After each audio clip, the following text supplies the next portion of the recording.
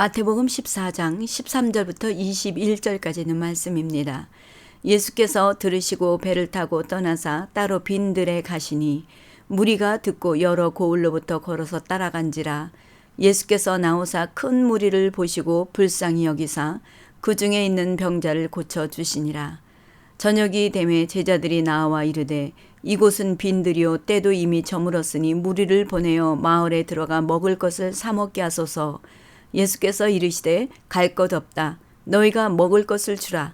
제자들이 이르되 여기 우리에게 있는 것은 떡 5개와 물고기 2마리뿐이니이다. 이르시되 그것을 내게 가져오라 하시고 무리를 명하여 잔디 위에 앉히시고 떡 5개와 물고기 2마리를 가지사 하늘을 우러러 축사하시고 떡을 떼어 제자들에게 주시매 제자들이 무리에게 주니 다 배불리 먹고 남은 조각을 12바구니에 차게 거두었으며 먹은 사람은 여자와 어린이 외에 5,000명이나 되었더라. 아멘.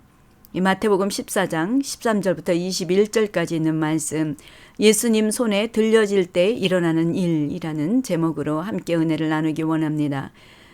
성경을 보면 예수님께서 3년 반 동안 공생의 사역을 하시면서 행하신 놀라운 기적이 참으로 많습니다. 그 중에 한 가지가 오늘 함께 보시는 떡 5개와 물고기 2마리로 여자와 어린이들 외에 남자만 5,000명을 먹이고도 남은 조각이 12바구니에 차게 거두었다고 하는 오병이어의 기적입니다. 신학교를 갓 졸업한 어느 전도사가 시골 교회를 맡게 됐습니다. 그는 첫 부임이었기에 멋지게 부임 설교를 하고 싶었습니다. 그래서 오늘의 본문인 오병이어의 본문을 선택을 해서 아주 멋지게 설교를 하고 있었습니다. 그런데 아무래도 첫 설교인지라 얼마나 긴장이 됐겠어요. 저는 지금도 긴장이 되는데요. 그래서 이 전도사님이 너무나 긴장이 된 나머지 결국 실수를 저지르게 됩니다. 이 전도사가 설교 중에 떡 5개와 물고기 2마리로 5,000명을 먹이고도 12광주리가 남았습니다 라고 해야 되는데 너무 긴장한 탓에 예수님이 5,000개의 떡과 2,000마리의 물고기를 가지고 5명을 먹이고도 12광주리가 남았습니다 라고 한 것이었습니다. 그 순간 맨 앞자리에 앉아서 점잖게 설교를 듣고 계시던 원로 장로님이 이 소리를 들으시고는 작은 소리로 그런 것 같으면 나도 하겠네 라고 말을 하였습니다. 이 말을 듣자 전도사는 기절할 듯이 놀라서 황급히 설교를 막 마무리 짓고 내려왔습니다. 부임 설교라 정말 멋지게 하고 싶었는데 완전히 죽을 쓴 것이죠. 그리고 다음 주일이 되자 그 전도사는 만반의 준비를 갖추고 같은 본문을 가지고 강단에 섰습니다. 그리고 이번에는 절대로 실수를 안 하리라 다짐하고 멋지게 설교를 했습니다. 성도 여러분, 예수님께서 떡 5개와 물고기 2마리를 가지고 5,000명을 먹이시고 12광주리가 남는 기적을 행하셨습니다. 그리고 자신이 생긴 전도사가 앞자리에 앉아 계신 장로님께 묻습니다. 장로님, 이번에도 하실 수 있으신가요? 그러자 장로님이 하시는 말씀이요. 지난주에 먹고 남은 거 있잖아요. 그러자 전도사가 또 놀래 자빠졌다고 합니다. 원로 장로님께서 굉장히 위트가 있으셨던 분 같습니다. 미국 캘리포니아에 있는 코스트힐 커뮤니티 교회에서 실제로 있었던 일입니다. 이 교회에서 하늘나라 프로젝트를 만들어서 지원자 100명을 구합니다 라고 광고를 냈습니다. 이 지원자들은 교회가 나누어주는 100불씩을 가지고 가서 마음대로 쓸 수 있지만 단 3가지 조건만은 꼭 지켜야 한다고 했습니다. 첫째, 이 돈은 내 돈이 아니라 하나님의 돈이라는 사실을 명심할 것. 둘째, 이 돈이 어디에 쓰이는지 간에 관계없지만 하나님 나라를 확장시키는 일에만 사용할 것.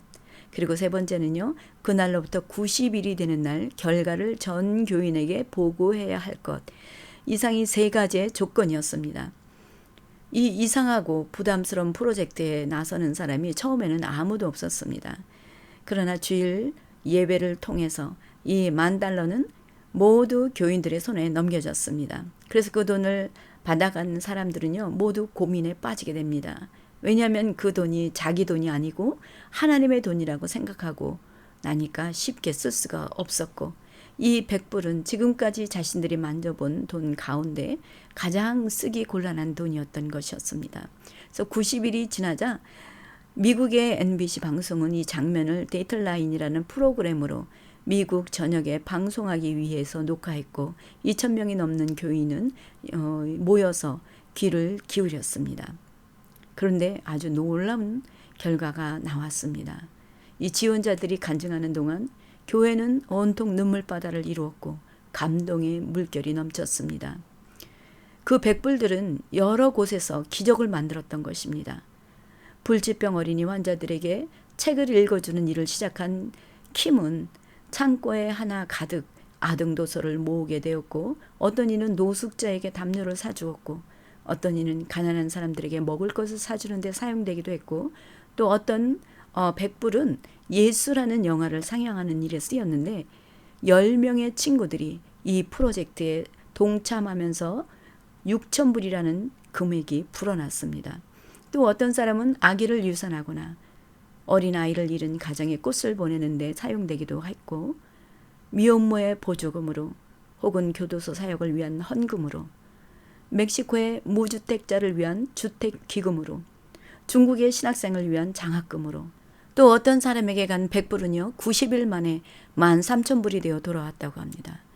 결국 만불은 미국 전역과 전 세계 25만 명이 넘는 사람들에게 직접적으로 간접적으로 그렇게 영향을 미쳤고 90일이 지난 후에는 15만 불이 넘는 돈으로 불어났던 것입니다. 이 프로젝트에 참가한 사람들이 공통적으로 느낀 것은요. 첫째는 처음에는 교회에서 받은 백불만 하나님의 돈인 줄 알았는데 차츰 자기들의 모든 돈, 재능과 시간까지도 전부가 하나님의 것임을 알게 되었고 자신이 그분의 청지기임을 고백하게 되었습니다. 둘째로는 이 프로젝트를 통해 그동안 교회는 폐쇄된 공동체, 교인들만의 거룩한 집합소라고 인식되었던 부정적인 시각에서 벗어날 수 있었습니다. 그리고 마지막으로 무엇보다도 참가자 스스로가 많은 것을 깨달았고 영적 성숙의 계기가 되었다라는 사실입니다. 그러면서 이들은 자신들이 깨달은 것을 6가지 비밀이라고 이름을 붙였습니다. 무엇이냐면 첫째는요. 주는 것보다 받는 것이 더 많았음을 알았습니다. 둘째는 하나님이 우리의 기도에 응답하신다라는 것을 알게 되었습니다. 셋째는 모든 것이 다 하나님의 것임을 발견했습니다. 그리고 네 번째는 적은 돈으로도 큰 일을 할 수 있는 것을 알았습니다. 다섯째는 섬길 기회는 우리 주변에 매일 있다는 것도 알았습니다. 그리고 마지막으로 여섯째는요. 우리 인생에서 참으로 중요한 것이 무엇인지를 배우게 되었습니다. 많지 않은 돈, 백불에 하나님의 돈을 쓰는 훈련을 통해서 돈을 버는 것과 돈을 아름답게 쓸 수 있는 훈련이 우리에게 아주 중요한 것 같습니다. 라는 글을 읽게 되었습니다. 오병이의 기적은 사복음서에 모두 기록되어 있는 유명한 내용이죠. 오병이의 사건을 볼 때 얼핏 생각하면 많은 사람들이 배고플 때 배불리 먹고도 남을 만큼 음식을 풍성하게 제공해 줌으로써 구제해 주었다고 기억할 수 있을 것입니다. 그러나 오병이의 기적은 그것이 주된 목적이 아니라는 것을 여러분들도 잘 아실 것입니다. 오늘 우리는 예수님 손에 들려질 때 일어나는 일이라는 주제를 가지고 본문을 통해서 우리에게 주시는 교훈을 함께 나누며 도전을 받기를 원합니다. 그러기 앞서서 먼저 배경과 상황을 알기 위해 사복음서를 함께 살펴보겠습니다. 본문의 배경을 보면 유대인의 명절인 유월절이 가까웠던 때였습니다. 제자들을 둘씩 짝을 지어 전도 여행을 보내신 예수님은요. 마태복음 14장 1절 2절 보시면 그때 당시에 분봉왕으로 있던 헤롯이 예수님에 대한 소문을 듣고는 자기가 목을 베어 참수한 침례 요한이 죽은 자 가운데서 살아났다라는 두려움과 또 한편으로는 누가복음 9장에 보면요. 이 사람이 누군가 하며 예수를 만나보기를 원한다라는 사실을 듣게 됩니다. 그때 예수님은 십자가의 순환과 죽음이라는 사실을 인식하면서 제자들의 훈련에 더 중점을 두게 되지 않았나 생각해 봅니다. 그래서 본문의 내용을 살펴보면 예수님의 제자들이 전도를 마치고 돌아오자 예수님은 제자들을 잠시 쉬게 하기 위해서 배를 타고 호수를 건너 따로 빈들로 가시는데 이때 무리들이 이것을 듣고는 여러 고을로부터 따라가게 되는데 마가복음에서는 이것을 이렇게 기록합니다. 그들이 가는 것을 보고 많은 사람이 그들인 줄 안지라 모든 고을로부터 도보로 그곳에 달려와 그들보다 먼저 갔더라라고 합니다. 그런데 이 무리들은요, 또 우리 요한복음 6장을 보시면요, 예수님께서 병자들에게 행하시는 표적을 보았기에 예수님을 바라보고 달려왔다라고 기록이 되어 있습니다. 예수님은 지금 제자들을 좀 쉬게 하기 위해서 빈들로 가시는 것인데 큰 무리들은 그것을 알리만무하죠. 이들은 오직 기적을 행한다라는 그 말을 들었기에 병을 고침받고 싶어서 간절한 마음으로 예수님을 찾거나 아니면 소문을 듣고 그 예수를 보기 위해 온 사람들이 있었을 것입니다. 이들은 어느 누구도 예수님과 제자들의 전후좌우 사정을 생각해 주는 사람은 한 사람도 없었습니다. 이들의 관심사는 오직 자기 자신뿐이었죠. 이것은 지금도 마찬가지입니다. 누구를 막론하고 자기 자신밖에 모릅니다. 남을 생각한다고 하지만 자세히 보면 자기 자신이 중심이 되어 있습니다. 그럼에도 예수님은 이 무리들의 중심을 하시면서도 그들을 불쌍히 여기셔서 외면하지 아니하시고 이들을 오히려 가르치며 병든 자를 고쳐주셨던 것입니다. 여기에서 불쌍히 여기셨다라는 말씀은요, 상대에 대해서 주체할 수 없는 애끓는 긍휼의 마음을 말하는 것입니다. 그러니까 누가복음 15장에 보시면요, 집 나간 아들이 돌아오기를 목 놓아 기다리다가 먼 거리에서 터덜터덜 걸어오는 아들을 단번에 알아보고는 아버지가 달려가서 그 아들의 목을 안고 입을 맞추는 아버지의 측은한 그 마음과 같은 것을 말하고 있는 것입니다. 그래서 마가복음 6장에 보시면 예수님은 이 무리들을 보고는 목자 없는 양 같음으로 인하여 불쌍히 여기셨다라고 이렇게 기록이 되어 있습니다. 예수님께서 병자들을 고쳐주신 것도 이와 같은 주체할 수 없는 애끓는 사랑의 마음으로 불타올랐기 때문인 것입니다. 예수님은 이같이 불쌍히 여기는 긍휼한 마음을 가지고 무조건적인 사랑으로 사람들을 사랑하셨습니다. 이것이 바로 목자의 마음인 줄 믿습니다. 오늘 본문에서 예수님께 나온 사람들도 여러 각층의 사람들이 다 나왔을 것입니다. 하지만 예수님은 너는 이것이 잘못돼서 너는 이게 뭐야 이렇게 어떠고 저떠고 하면서 외면한 사람 한 사람도 없습니다. 이들도 우리같이 모난 사람들이지만 그냥 아무 생각 없이 오직 한 가지 예수님만 보고 따라왔다라는 것이죠. 이렇게 예수님만 보고 따라온 사람들을 다 고침을 받았고 놀라운 생명의 말씀을 듣게 된 것입니다. 우리도 오직 예수님 한 분만 바라보며 따라가시기 바랍니다. 계산하지 말고 축복받기 위해서 무엇을 하려고 하지 말고 그리 아니하실지라도 나는 오직 예수님만 섬기겠다라는 마음으로 주를 따라가시는 저와 여러분이 되시기를 바랍니다.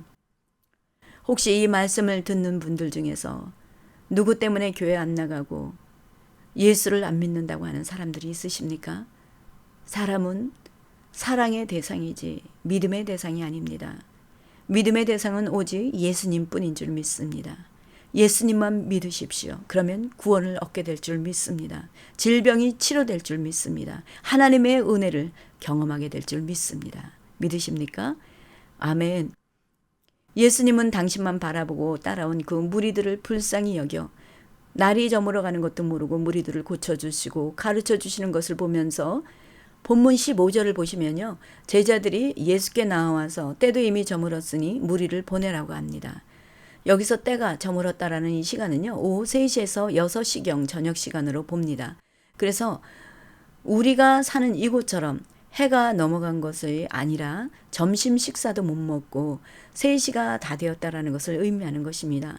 이때 예수님께서 이토록 시간 가는 줄도 모르고 복음을 전하며 병자들을 고쳐주시는 것을 무리들을 사랑하는 마음은 물론이지만 한 가지 더 엿볼 수 있는 것은요. 시간이 지날수록 한 사람이라도 더 천국 복음을 가르치고 구원하시려는 주님의 간절한 마음입니다.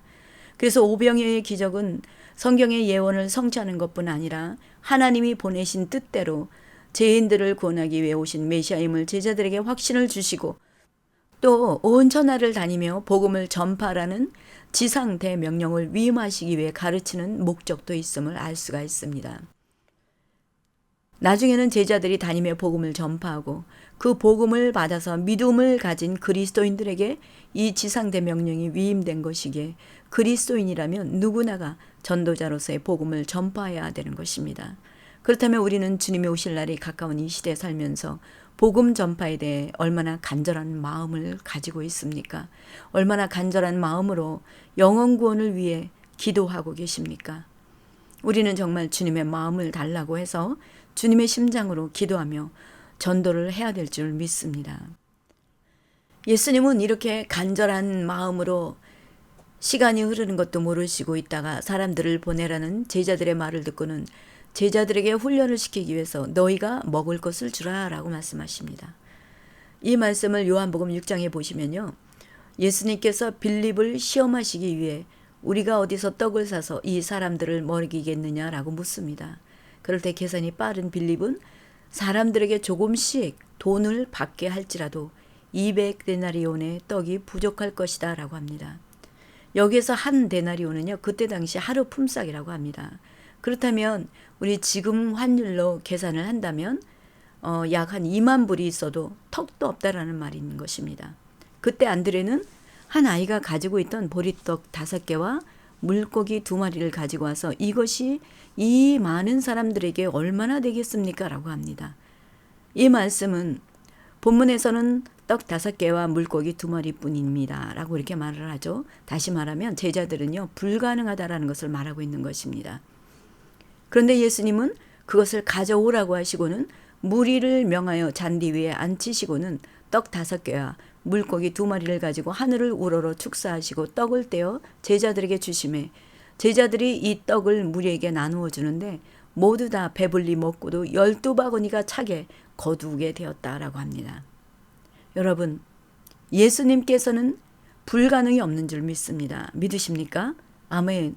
우리는 내가 없는 것을 보지만 예수님은 무엇이 있는지를 보시는 분이십니다. 제자들은 어린아이가 가지고 있던 떡 몇 개와 작은 생선 2마리를 가지고 이뿐이다 라고 말을 합니다. 그러나 예수님 앞에서는요, 이뿐이 아니라 이것도 있느냐라며 역사하시는 분이신 줄 믿습니다. 앞에서 말씀드린 하늘나라 프로젝트 여러분 기억하시죠? 처음에는 교회에서 받은 100불만 하나님의 돈인 줄 알았는데 차츰 자기들이 가지고 있던 모든 것, 돈, 재능, 시간까지도 전부가 하나님의 것임을 알게 되었고 자신은 그분의 청지기임을 고백하게 되었다고 하지 않습니까? 내가 가지고 있는 건 모든 것은 다 하나님 것입니다. 나는 가진 것이 없다고 생각하지만 여러분들의 삶을 뒤돌아보십시오. 어느 것 하나 주님이 함께하지 않은 것이 없고 주님이 공급해 주시지 않는 것이 없습니다. 이것은 꼭 물질로만 연결하려고 하지 마십시오. 물질이 아니더라도 우리는 많은 것을 가지고 있습니다. 여러분 닉 부이치치 아실 것입니다. 손도 없고 발도 없이 태어난 상체의 몸 부분만 갖고 있는 닉은 끊임없이 자살 충동에 시달렸고 실제로 자살을 시도하기도 했다고 합니다. 그런데 13살 때 언론을 통해서 장애를 딛고 일어난 한 사람의 기사를 읽게 되었고 이후 성경을 읽으면서 절망을 이겨낼 수가 있었다고 합니다. 특히 요한복음 9장에 보시면 예수님이 시각장애인을 보고 하나님의 영광을 위한 것이라며 치유하시는 기적을 읽게 되면서 희망이 넘쳐났고 닉은 없는 것을 보는 것이 아니라 자기가 가지고 있는 상체의 몸 그 하나를 하나님께 드리게 된 것입니다. 그는 그 어느 가정보다도 자녀들과 함께 아름다운 가정을 꾸미고 현재는 목사로 하나님의 복음을 전하며 많은 사람들에게 소망을 심어주고 있습니다. 기적은 내가 없다고 생각하면 일어나지 않습니다. 내가 가지고 있는 것이 무엇인지 생각하고 드릴 때 기적은 일어나게 되는 것입니다. 지금은 자꾸 하셨지만 한국의 강영호 박사님도 축구를 하다가 사고를 당해 양쪽 시력을 다 잃었지만 그분도 보이지 않는 눈을 바라보지 않고 자기가 가지고 있는 손과 발을 하나님께 드렸을 때 그는 피츠버그 대학교에서 교육학 박사 학위를 받았고 백악관 장애인 위원장 정책 차관보까지 임명되어 활동을 했으며 미국의 모든 이민자들 중에서 가장 높은 직위를 지냈던 사람입니다. 이외에도 헤아릴 수 없는 많은 사람들이 장애를 극복하면서 정상인보다도 더 아름답게 살아가고 있습니다. 이들은 하나같이 다 자기가 없는 것을 본 것이 아니라 가지고 있는 것을 바라본 사람들입니다. 그럴 때 그들은 모두가 다 기적을 보게 된 것입니다. 여러분들은 지금도 자신을 볼 때 이것뿐이라고 생각하십니까? 아니면 이곳도 있다라고 생각하십니까? 어린아이가 가지고 왔던 떡과 물고기는 작은 것입니다. 특히 떡은 보리떡으로서 그 당시 가난한 사람들이 먹는 것이라고 합니다. 예전에 우리 한국에서도 60년대에서 70년대 초까지는 그래도 괜찮게 사는 집은 쌀밥을 먹었지만 대부분이 보리밥을 많이 먹지 않았습니까? 그와 같은 것입니다. 그런데 이 어린아이는 이 떡과 고기는요 자기의 전부인 것이었습니다. 그런데 이것을 내놓았습니다. 예수님은 이 아이의 떡과 생선을 받으시고는 하나님께 감사 기도로 축사를 하십니다. 그때 어떤 기적이 일어났습니까? 엄청난 기적입니다. 빌립은 2만 불이 있다 해도 다 먹일 수 없다라고 했는데 예수님은 풍성하게 모두가 다 배불리 먹고도 남았습니다. 하나님 안에는 부족함이 없는 줄 믿습니다. 하나님은 무엇이든지 받으시면 빚진 자로서 계시지 않습니다. 그래서 우리 누가복음 6장에 보시면요. 주라 그리하면 너희에게 줄 것이니 곧 후히되어 누르고 혼돈으로 넘치도록 하여 너희에게 안겨주리라. 너희가 헤아리는 그 헤아림으로 너희도 헤아림을 도로 받을 것이니다 라고 하셨습니다. 저는 하나님 앞에서 무엇이든지 큰 것도 아니고 아주 작은 것이라도 하나님 손에 올려드리면 하나님은 이것을 받으시고 오병이어의 기적을 일으키시는 이 말씀을 묵상하면서 예전에 느끼지 못했던 기쁨이 올라왔습니다. 우리는 흔히 나를 드리라고 하면 물질을 드려야 되는 줄 알고 많은 사람들이 또 물질 이야기야 하면서 뒤로 한 발자국씩 물러납니다. 물론 물질이 있는 곳에 내 마음이 있다고 말씀하신 것처럼 하나님을 진정으로 사랑하는 사람은 주의 나라를 위해 드리는 것을 아깝게 생각하지 않습니다. 그러나 오늘 우리가 함께 나누기 원하는 것은요. 지금 이 시대에 가장 필요한 것이 무엇인가? 내가 무엇을 드릴 수 있는가 생각하다가 지금은 마지막 추수기인 이때에 영혼들을 추수할 수 있는 것은 부흥뿐이라는 생각이 들었습니다. 우리 워싱턴 리빙스턴 교회는 나이도 어린데다가 팬데믹으로 함께 모이지도 못하고 초조함이 있었던 것은 사실입니다. 지금은 주님이 인도하실 것이라는 확신을 가지고 평안을 찾았지만 그전에는 아무것도 할 수 없는 나 자신을 보면서 너무 무능한 것 같아서 괴로워할 때도 많았고 교회가 아무것도 할 수 없어서 잘하지도 못하는 것 같고 또 내가 잘못해서 나중에 하나님께 책망받으면 어떻게 하나 하는 생각도 솔직히 있었습니다. 하지만 이제는 그렇지 않습니다. 교회가 작다 할지라도 예수님이 축사하시면 놀라운 기적이 일어날 줄 믿습니다. 우리가 가지고 있는 것이 무엇입니까? 여러분 무엇을 가지고 계십니까? 여러분은 여러분의 빈손을 보지 마십시오. 예수님을 바라보시고 물질이 아니더라도 내가 가지고 있는 재능이 있지 않습니까? 저는 기도하면서 마음에 품고 있는 것이 홈레스들을 위해서 한 달에 한 번만이라도 빵을 준비해서 드려야겠다라고 생각을 하고 있습니다. 또 우리가 할 수 있는 것이 무엇입니까? 우리 말씀 읽을 수 있습니다. 기도할 수 있습니다. 전도할 수 있습니다. 여러분 전화기 다 갖고 있지 않습니까? 예, 전화로 믿지 않는 자들에게 전도하면 됩니다. 우리는 교회가 커야 하나님이 받으시는 건 아닙니다. 크고 작고를 떠나서 어린아이가 자기가 가지고 있는 보리떡 5개와 작은 생선 2개 이것을 전부 다 내놓았을 때 모든 사람들을 먹이고 낭빈 것처럼 우리도 우리가 가지고 있는 것 하나님 앞에 드리십시오. 나 자신을 주님 앞에 아예 드리십시오. 사랑하는 성도 여러분, 우리 워싱턴 리빙스턴 교회는 주님의 교회입니다. 그렇다면 우리 또한 내 것이 아니라 주님의 것인 줄 믿습니다. 우리의 삶을 주님의 손에 올려드릴 때 하나님은 오병이어의 기적을 일으키신 것처럼 성령의 놀라운 역사를 일으켜서 지역교회가 살아나고 영혼들이 살아나고 우리 이사야 54장의 말씀처럼 장막터를 넓히며 리빙스턴 교회가 좌우로 퍼지며 자손들이 열망을 얻으며 황폐한 성읍들이 사람 살 곳이 되게 할 것이다 라고 말씀하셨습니다. 저는 이 말씀을 믿습니다.